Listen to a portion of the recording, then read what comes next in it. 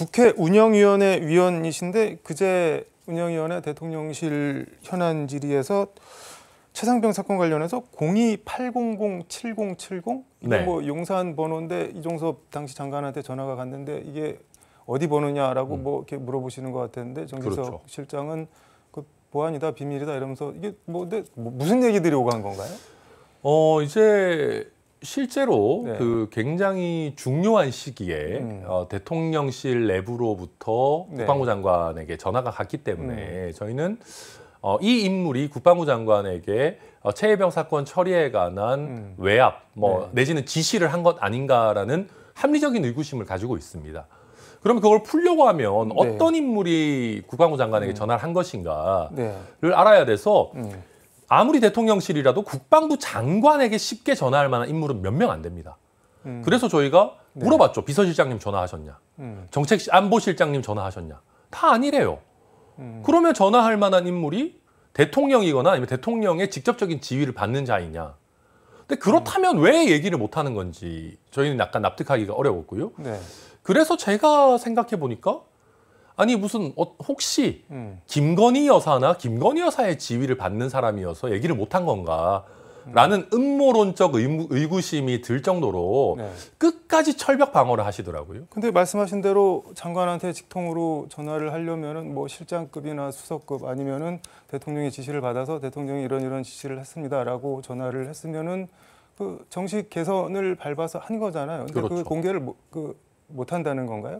그런 것 같습니다. 그래서 저희가 지금 그래서 정진석 실장께서 이게 전화번호가 보안이고 기밀 사항이다라고 하셔서 저도 검색을 제가 쓰는 명함 관리 서비스를 해보니까 많이 나와요. 02-800에 7까지만 넣어서 검색을 해봤는데 여러 사람이 나옵니다.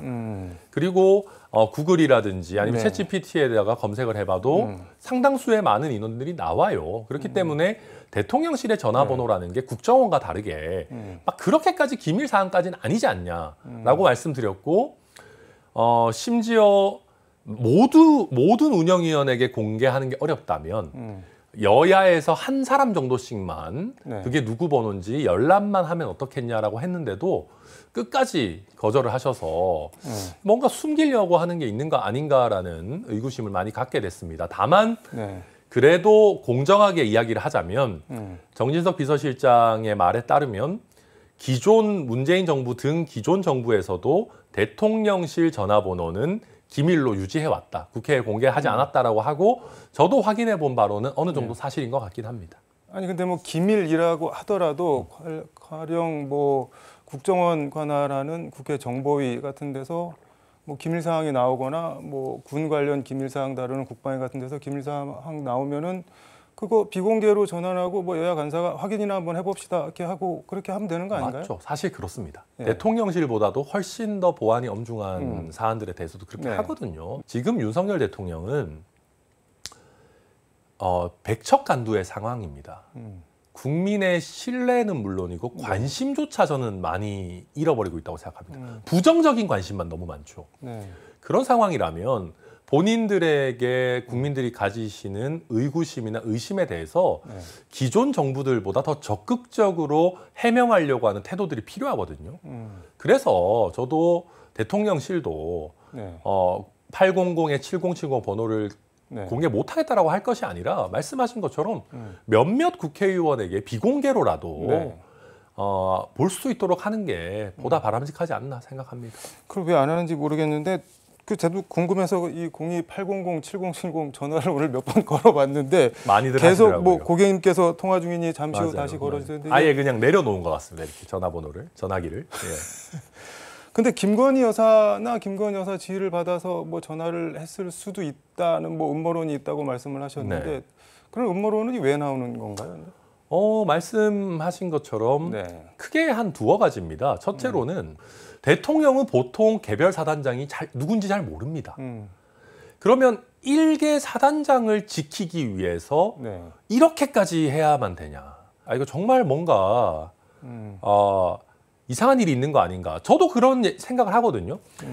윤석열 대통령의 행동이 뭐가 잘 이해가 안 갈 때는 저는 뒤에 김건희 여사나 천공 스승 같은 분들이 이야기했다라고 상상하면 이해가 가는 지점들이 굉장히 많이 있었습니다.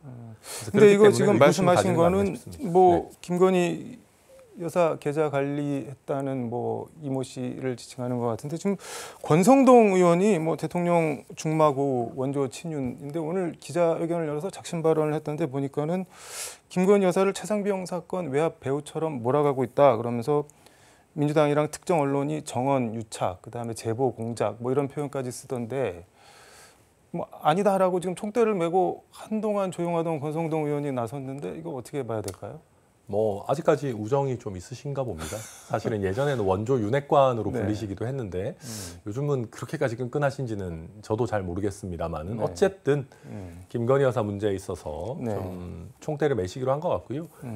저도 거듭 말씀드리지만 국민들께서 그런 우려나 의구심을 가지는 것을 어떻게 막겠습니까? 저부터도 그런 의심이 드는데요. 그래서 다만 저를 포함한 야당 구성원들도 확정되지 않은 것은 너무 과하게 확정된 것처럼 이야기하는 건 좀 조심할 필요는 있다고 생각합니다. 알겠습니다. 말 그대로 이거는 좀 뭐 지켜봐야 될 것 같은데 국민의힘 옛 친정인데 지금 권성동 의원 오늘 기자회견을 보면서 좀 시점이 묘하다고 느낀 게 지금 이제 전대가 진행되면서 한동훈 전 위원장한테 뭐 배신자니 뭐니 막 프레임 씌우려고 그러는데 친윤이랑 이런 쪽에서는 혹시 뭐 그런 차원의 총대를 메고 다시 뭐 역할 같은 걸 하려고 나오신 건 아닌가 뭐 그런 생각도 드는데 저도 그런 거라면 사실 굉장히 큰 문제라고 생각합니다. 아무 말도 안 하면 아무 일도 일어나지 않는다 같은 명언을 시작으로 해가지고 뭐 여러 주요 당권 주자들 주저앉히는 것부터 지난 전당대회는 뭐 난장판이었죠.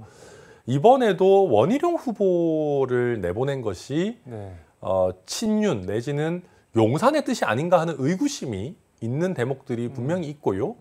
맨날 민주당 보고 국민의힘에서 민주당에 민주가 없고 뭐 이재명의 1인 독재 체제고 뭐 민주당의 아버지고 이런 얘기하지만 결국 국민의힘도 용산 출장소밖에 안 되는구나라는 생각을 할 수밖에 없어요. 저는 그래서 정말 손을 떼시라 대통령께서 제발 가만히 계시라라는 말씀을 드리고 싶습니다.